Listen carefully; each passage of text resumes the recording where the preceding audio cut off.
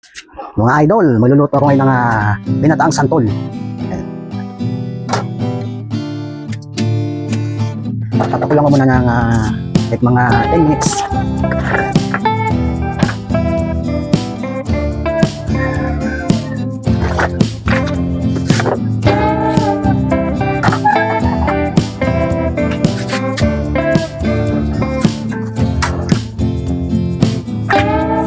Yan, takpan muna natin mga idol. Ay mga idol, kumukulo na siya. Yan. Mga 5 minutes pa. Yan. Pilitin natin ng konti. Panalin natin mga idol. Yan. Ay mga idol, isalin ko na dito sa lalagyan itong pinakulan natin santol. Papakulong ko muna yung gata. Bago ulit itong santol. Yan.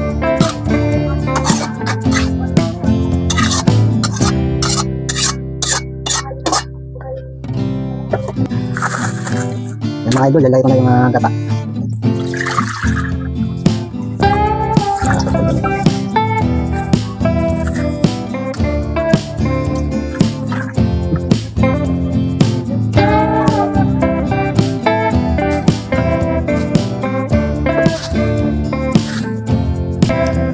Yan mga idol, lalagay natin yung mga sangkap. Sili, sibuyas, bawang at siling labuyo. Yan. Lagyan na rin yung kamatis.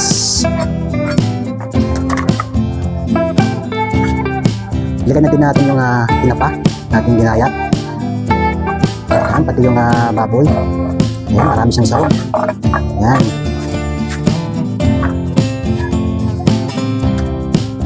Overload. Habang di pa kumukulo, tabu-tabuin natin para hindi kumukurta yung gata. Hindi siya, yung pinakapulo niya hindi mamumuo.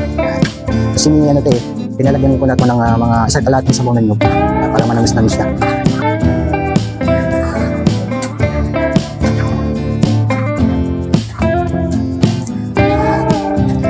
Galing pa sa people ko mga idol yung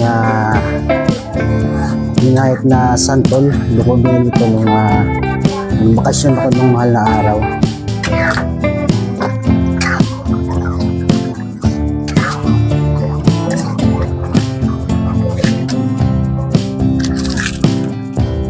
Mga idol, lagyan natin ng pampalasa.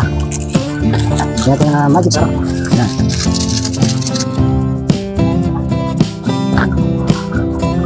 Asin.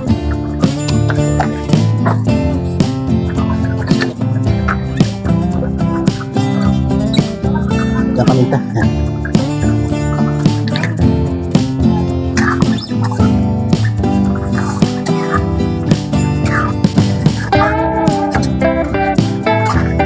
Malapot na siya mga idol. Yung kulo pa lang parang malapot na siya yung gata niya.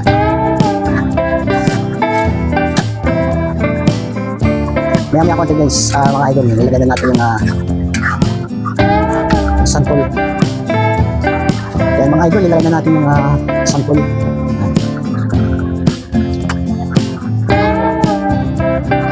Tabu-tabu lang natin para di sumama yung sabaw ay yung tubig pinagpakuluan. Wow, panalong-panalo mga idol, champion.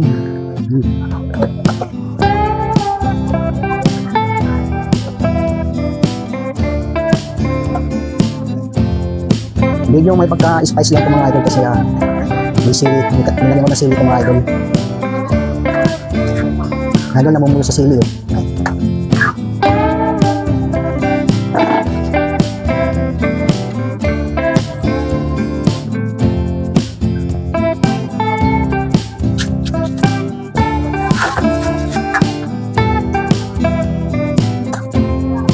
Wow, napakasarap nito mga idol.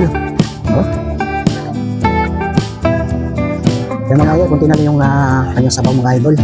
Yan ito, luto na to. Pagmamantika na to mga idol.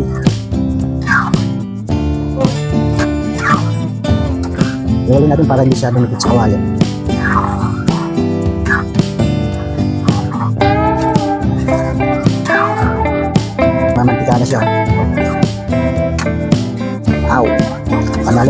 champion mga idol. Ginataang sangkol. Galing pa siya ng Bicol. Yan mga idol, luto na siya, papatay na siya mga idol. Hintayin yung pagmumukbang ko nito mga idol. Ayan.